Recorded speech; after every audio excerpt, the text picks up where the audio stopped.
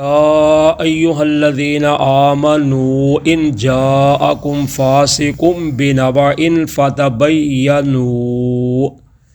اے ایمان والو اگر لائے تمہارے پاس کوئی فاسق آدمی کوئی خبر، پس تم اس کی پہلے تحقیق کر لو۔ ان تصیبوا قوما بجہالۃ،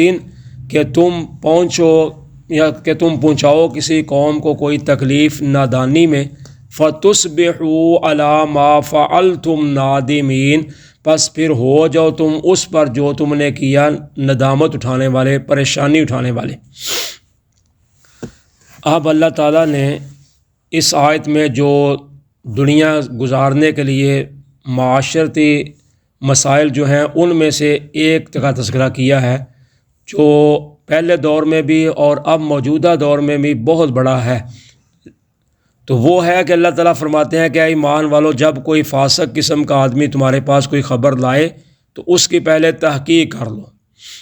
تو آج ہماری برادریوں میں، بہن بھائیوں میں یا محلے داروں میں یا کہیں بھی جہاں بھی ہم لوگ رہتے ہیں، آج ہماری لڑائیاں یا اختلافات کی بنیاد ہی یہی ہے کہ ہم سنی سنائی بات کے پیچھے لگ جاتے ہیں۔ تو یہ عام معاشرے کے لیے بھی ہے اور حکمرانوں کے لیے بھی ہے کہ پہلے تحقیق کرنی چاہیے۔ کسی پر الزام لگا دینا یا کسی کے کہنے پر اس کے پیچھے پڑ جانا، یہ غلط ہے۔ نبی اکرم صلی اللہ علیہ وسلم نے یہ بھی فرمایا، کفا بالمرء کاذبا ان یحدث بکل ما سمع، انسان کے گناہ گار ہونے کے لیے یہی گناہ کافی ہے کہ وہ کسی کی سنی سنائی بات کو آگے چلا دے۔ جیسے آج کل یہ ہمارا موبائل ہے، ہم جو خبر آتی ہے تو اس کو آگے شیئر کر دیتے ہیں، آگے چلا دیتے ہیں، تحقیق نہیں کرتے یہ حدیث ہے بھی ہے یا نہیں، یہ کسی کا فرمان قول ہے بھی ہے یا صحیح یا نہیں۔ جیسے آج کل لوگ حضرت علی رضی اللہ تعالیٰ کے قول اقوال نقل کر دیتے ہیں اور دیگر صحابہ کے بھی کر دیتے ہیں، تو پہلے اس کی تحقیق کر لینی چاہیے آیا ہے بھی یا نہیں، کیونکہ اکثر جو جھوٹی بات ہوتی ہے نا وہ بہت ملمہ سازی والی ہوتی ہے، اس کو بہت بنا پھبا کے رکھا ہوتا ہے۔ جیسے غلط چیز بیچنی ہو تو اس کو اچھی طرح پالش کر کے، اچھی طرح اس پہ کپڑا ڈال کے یا اس کو صاف ستھرا کر کے تو رکھا ہوتا ہے، تو جو اصل چیز ہوتی ہے اس کا کسی کو فکر نہیں ہوتا، اس کو پتہ ہے اس نے تو بیک ہی جانا ہے۔ تو اس لیے اللہ تعالیٰ فرماتے ہیں ایمان والو، جب کوئی فاسق کوئی خبر تمہارے پاس لائے تو پہلے اس کی تحقیق کر لو، کہیں یہ نہ ہو تو کہ تم اس کے پیچھے لگ کر کسی قوم کو تکلیف پہنچا دو تو پھر بعد میں تم کو پتہ چلے یہ تو کام ہی غلط تھا، یہ بات ہی جھوٹی نکلی ہے۔ تو اس سلسلہ میں ایک مشہور و معروف واقعہ بیان کیا جاتا ہے، لیکن وہ غلط ہے، میں بتا دیتا ہوں، لیکن ہے صحیح نہیں ہے۔ تو بتایا یہ جاتا ہے کہ نبی اکرم صلی اللہ علیہ وسلم نے بنو مستلق ایک قبیلہ تھا، وہ مسلمان ہو گیا، جو جہاں آپ کی بیوی جو تھی ام المؤمنین سیدہ ام المؤمنین جویریہ رضی اللہ تعالیٰ عنہ اس قبیلے کی تھی۔ تو آپ نے اپنے ایک صحابی حضرت ولید بن عقبہ کو ان کے پاس زکوٰۃ لینے کے لیے بھیجا کہ جاؤ ان سے زکوٰۃ وصول کر کے لاؤ۔ تو بنو مستلق کا اور ولید بن عقبہ یہ دونوں جو تھے، ان دونوں کے قبیلوں کی آپس میں لڑائی تھی، دشمنی چلتی تھی۔ تو آپ نے ان کو بھیجا تو وہ گئے یا دور سے ہی ان کے پاس نہیں پہنچے، تو واپس آ کے تو آپ کو کہا کہ حضور وہ تو زکوٰۃ دینے کے منکر ہو گئے ہیں، وہ تو مجھے قتل کر دینے لگے تھے۔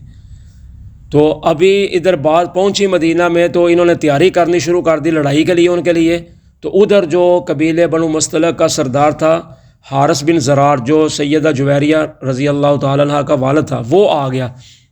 ویسے ہی کوئی اپنے کام آیا ہوگا یا کہیں گزرتا ہوگا، ادھر وہ آ گیا۔ تو آپ کے ساتھ ملاقات کی تو آپ نے فرمایا بھائی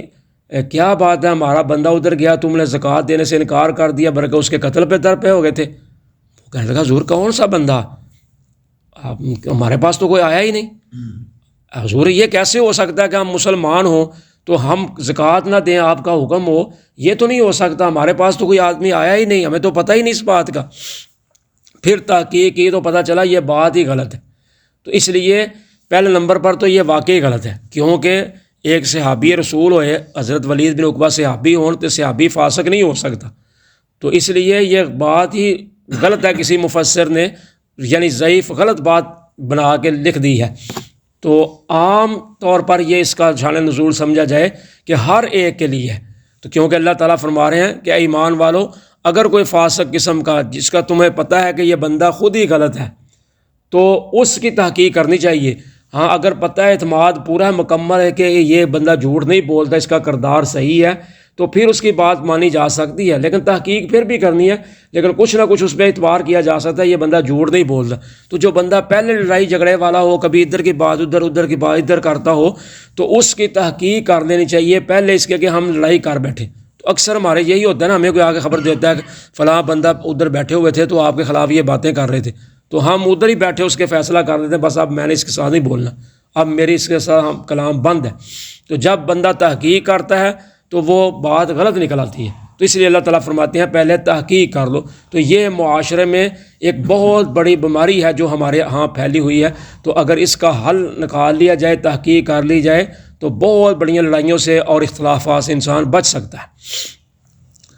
وَاعْلَمُوا أَنَّ فِيكُمْ رَسُولَ اللَّهِ، اور جان لو کہ تم میں اللہ کے رسول صلی اللہ علیہ وسلم موجود ہیں۔ لَوْ يُطِيعُكُمْ فِي كَثِيرٍ مِّنَ الْأَمْرِ لَعَنِتُّمْ، اگر وہ تمہاری بات مانے بہت زیادہ معاملات میں تو تم مصیبت میں پڑ جاؤ گے، مشقت میں پڑ جاؤ گے۔ وَلَٰكِنَّ اللَّهَ حَبَّبَ إِلَيْكُمُ الْإِيمَانَ وَزَيَّنَهُ فِي قُلُوبِكُمْ، لیکن اللہ تعالیٰ نے ایمان کو تمہارے لیے محبوب بنا دیا ہے اور اس کو تمہارے دلوں میں زینت دے رکھی ہے۔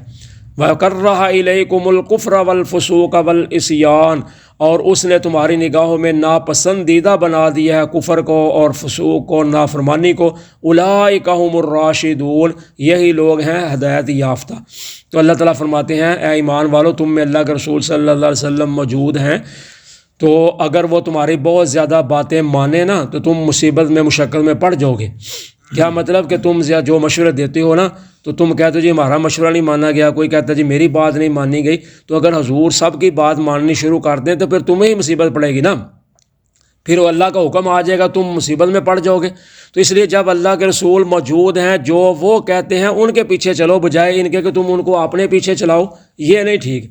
یعنی حق کو ماننا چاہیے، حق کے پیچھے چلنا چاہیے، یہ نہیں کہ حق کو اپنے پیچھے چلانا چاہیے۔ جیسے آج ہم نے دین کو اپنے تابع بنایا ہوا ہے کہ جہاں ہمیں ضرورت پڑتی ہے ہم دین کا سہارا لے لیتے ہیں، جہاں ہمیں ضرورت نہیں پڑتی ہم دین کو پیچھے کر دیتے ہیں، اس وقت اپنے آباء و اجداد کو آگے کر لیتے ہیں، رسوم و رواج کو آگے کر لیتے ہیں۔ تو جب کوئی لینے دینے کا معاملہ آئے تو پھر ہم دین کو آگے رکھ دیتے ہیں، جی دین تو اتنا سختی نہیں کرتا، جی دین میں تو اتنی سختی ہے ہی نہیں۔ تو جب نرمی کی باری آتی ہے پھر ہم جو مرضی کر لیں، پھر دین کو ہم ڈال لیتے ہیں۔ تو یہ اللہ تعالیٰ فرماتے ہیں کہ ایسا نہ کرو، جب تم میں اللہ کے رسول جو موجود ہیں تو جو وہ کہتے ہیں ان کی بات مانو۔ تم کیوں کہتے ہو جی میری بات نہیں مانی گئی، میرے کیوں نہیں مانی گئی؟ اگر آپ کی بات ماننا شروع کر دیں تو پھر تم مشقت میں پڑ جاؤ گے۔ جیسے آپ سے کسی نے پوچھا تھا کہ میرا باپ کون ہے، آپ نے فرمایا فلاں، دوسرے نے پوچھا میرا باپ، آپ نے فرمایا تیرا باپ فلاں، تو اب اس کا باپ جو تھا زانی تھا، تو اس کو پھر تکلیف ہوئی۔ پہلے کا باپ سچ تھا، جب آپ پوچھا نا میرا باپ کون ہے، آپ نے فرمایا فلاں، جب دوسرے نے پوچھا آپ نے فرمایا تیرا باپ فلاں، تو ہن وہ بچہ جو تھا زانی کا تھا، اب پھر اس کو تکلیف ہوئی۔ تو اس لیے اللہ تعالیٰ فرماتے ہیں ایسے سوال نہ کرو یا ایسی باتیں نہ کرو کہ پھر تم بھی مشکل میں پڑ جاؤ گے خود ہی۔ تو اللہ تعالیٰ فرماتے ہیں کہ اللہ نے تو تمہارے لیے ایمان کو مزین بنا دیا ہے، محبوب بنا دیا ہے، اور تمہارے دلوں میں اس کو زینت دے رکھی ہے، اور اللہ نے تو تمہاری نگاہوں میں کفر کو، فسوق کو، نافرمانی کو ناپسندیدہ بنا دیا ہے، اور یہی لوگ ہیں ہدایت یافتہ، یعنی صحابہ کرام رضوان اللہ علیہم اجمعین کے اللہ پاک یہ خوبی بیان فرما رہے ہیں کہ اللہ نے خود ان کے دلوں میں ایمان کو محبوب بھی بنایا، یعنی پسند کرتے تھے وہ ایمان کو، اور ان کے دلوں میں ان کو زینت بھی دی، اور اللہ نے کفر، فسق، نافرمانی ہر چیز ان کے دلوں سے نکال دی۔ تو یہی لوگ ہیں ہدایت یافتہ۔ فضلا من اللہ ونعمہ، یہ اللہ کی طرف سے فضل ہے اور اس کا احسان ہے۔ واللہ علیم الحکیم، اور اللہ تعالیٰ جاننے والے، حکمت والے ہیں۔ یعنی یہ اللہ کا فضل و کرم ہے کہ اللہ نے صحابہ کرام رضوان اللہ علیہم اجمعین کے دلوں میں آپ خود ایمان کو مزین بنایا۔ اور آگے انشاءاللہ سورہ مجادلہ آئے گی 28ویں پارے میں، اس کی آخری آیت میں اللہ تعالیٰ فرماتے ہیں اولئک کتب فی قلوبہم الایمان، یہ ایماندار وہ لوگ ہیں جن کے دلوں میں ہم نے خود ایمان کو لکھ دیا ہے۔ تو جب اللہ لکھ دے پھر اللہ کا لکھا کون مٹا سکتا ہے؟ جیسے میں یا الذین آمنوا کتب علیکم الصیام، کیا ایمان والا ہم نے تم پر روزے لکھ دیے ہیں، تو اب قیامت تک کے لیے لکھے ہوئے ہیں۔ اسی طرح اللہ تعالیٰ نے ایمان کو صحابہ کے دلوں میں لکھ دیا، پھر اللہ نے ان کے ایمان کو چیک کیا، تو اللہ تعالیٰ فرماتے ہیں ہم نے ان کو ایماندار پایا۔ تو اس لیے صحابہ کرام رضوان اللہ علیہم اجمعین سارے کے سارے ایماندار تھے اور پکے سچے تھے، کیونکہ اللہ تعالیٰ بار بار فرما رہے ہیں اولئک هم المؤمنون حقا، یہی لوگ پکے سچے ایماندار ہیں۔ وَإِن طَائِفَتَانِ مِنَ الْمُؤْمِنِينَ اقْتَتَلُوا فَأَصْلِحُوا بَيْنَهُمَا، اگر دو جماعتیں ایمان والوں کی لڑ پڑیں آپس میں تو بس تم ان دونوں کے درمیان صلح کرا دو۔ فَإِن بَغَتْ إِحْدَاهُمَا عَلَى الْأُخْرَى، پس اگر بغاوت کرے، زیادتی کرے ان دونوں میں سے کوئی ایک دوسرے پر، فَقَاتِلُوا الَّتِي تَبْغِي حَتَّى تَفِيءَ إِلَىٰ أَمْرِ اللَّهِ، پس تم لڑو اس جماعت کے ساتھ جو سرکشی کرتی ہے، زیادتی کرتی ہے، یہاں تک کہ وہ اللہ کے حکم کی طرف لوٹ آئے۔